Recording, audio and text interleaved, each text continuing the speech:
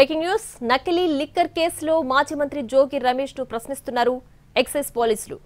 జోగి రమేష్ వాడే 2 మొబైల్స్, ఆయన భార్య ఫోన్ ను సీజ్ చేశారు. జోగి రమేష్ ఇంటి దగ్గర సీసీటీవీ ఫుటేజ్ కు సంబంధించి హార్డ్ డిస్క్ ను కూడా స్వాధీనం చేసుకున్నారు.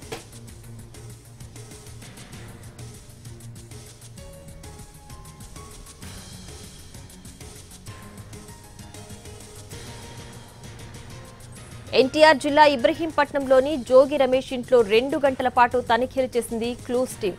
5 గంటలుగా జోగి రమేష్, జోగి రాముని ప్రశ్నిస్తున్నారు అధికారులు.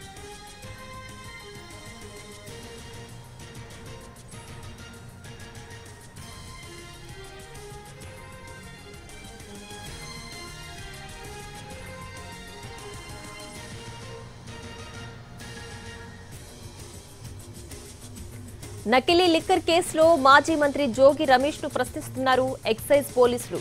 జోగి రమేష్ యూజ్ చేసే 2 మొబైల్స్, ఆయన భార్య ఫోన్ ను కూడా సీజ్ చేశారు.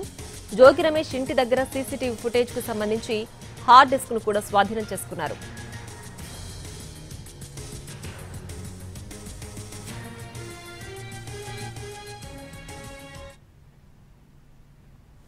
నకిలీ లిక్కర్ కేసులో మాజీ మంత్రి జోగి రమేష్ ను ప్రశ్నిస్తున్నారు ఎక్సైజ్ పోలీసులు. దీనికి సంబంధించి పూర్తి డీటెయిల్స్ మా ప్రతినిధి శ్రీకాంత్ లైవ్ లో అందించడానికి సిద్ధంగా ఉన్నారు.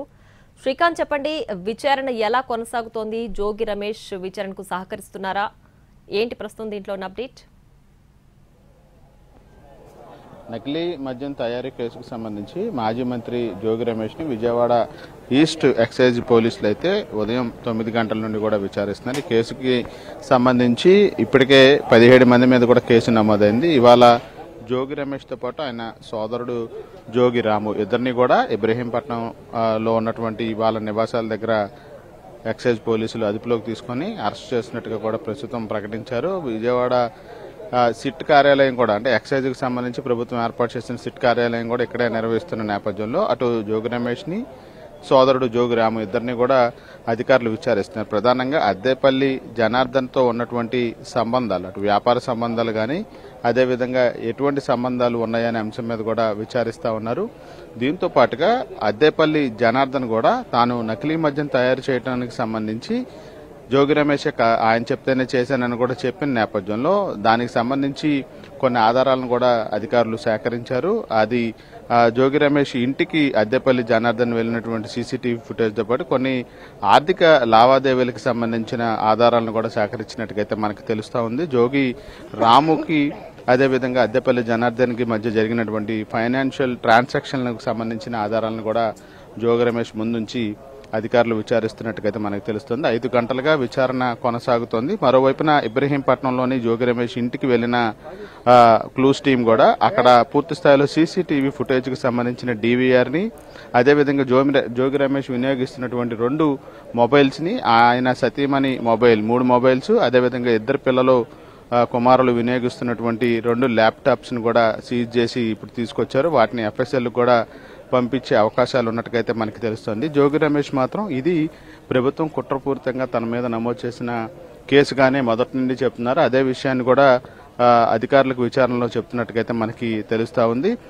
ఈ కేసులో కేవలం జనార్దన్ తన పేరు కావాలని చెప్పించి తనను కేసులో ఇరికించే కుట్ర జరుగుతుంది తప్ప తనకు ఈ నకిలీ మద్యానికి ఎటువంటి సంబంధం లేదని జోగి రమేష్ విచారణలో అధికారులకి చెప్తున్నట్టుగైతే మనకి సమాచారం అందుతుంది. మరోవైపు ఈ కేసుకు సంబంధించి A8 గా జోగి రమేష్ ని కేసులో నిందితుడిగా చేర్చబోతా ఉన్నారు. A19 గా ఆయన సోదరుడు జోగి రామును కూడా చేర్చబోతున్నారు. ఈ నేపథ్యంలో ఇద్దరికి సంబంధించిన అరెస్టుని 5 గంటల తర్వాత చూపించే అవకాశాలు ఉన్నట్టుగైతే మనకి తెలుస్తా ఉంది. 4 గంటల సమయం తర్వాత వైద్య పరీక్షలకి ఇద్దరిని విజయవాడ ప్రభుత్వ ఆసుపత్రికి తరలిస్తారు. ఆ తర్వాత పరీక్షల అనంతరం న్యాయమూర్తి ఎదుట హాజరుపరిచే అవకాశాలు ఉన్నట్టుగైతే మనకి తెలుస్తా ఉంది.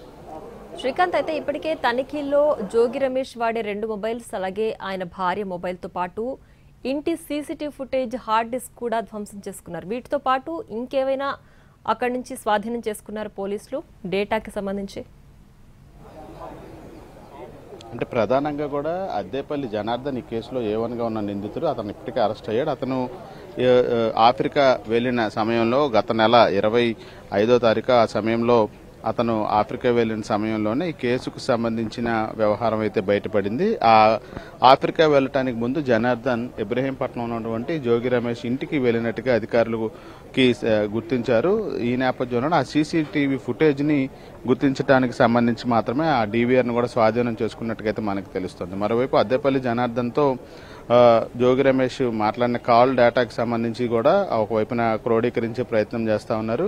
జోగి రమేష్ కి అద్దెపల్లి జనార్దన్ కి మధ్య ఫైనాన్షియల్ ట్రాన్సాక్షన్ కూడా జరిగినట్టుగా గుర్తించిన నేపథ్యంలో ఆ బ్యాంక్ డీటెయిల్స్ ను కూడా తీసి వీటన్నిటితోనే ఆధారాలతోనే ప్రస్తుతం జోగి రమేష్ ని జోగి రాము ఇద్దరిని కూడా పోలీసులు విచారిస్తున్నట్టుగైతే మనకి తెలుస్తా ఉంది. అరెస్టుకు సంబంధించి ఖచ్చితమైన ఆధారాలు దొరికిన తర్వాత మాత్రమే ఇద్దరిని ఇవాళ ఉదయం అదుపులోకి తీసుకొని అరెస్టుకు సంబంధించి కూడా నిర్ణయం తీసుకున్నట్టుగా మనకు తెలుస్తుంది. సాయంత్రం అరెస్టు చేసిన తర్వాత రిమాండ్ రిపోర్ట్లో ఏ ఆధారాలతో అరెస్ట్ చేశారనే అంశానికి సంబంధించి న్యాయమూర్తికి కూడా వివరాలు వెల్లడించడానికి రిమాండ్ రిపోర్ట్ కూడా సిద్ధం చేస్తున్న పరిస్థితి అయితే ఉంది.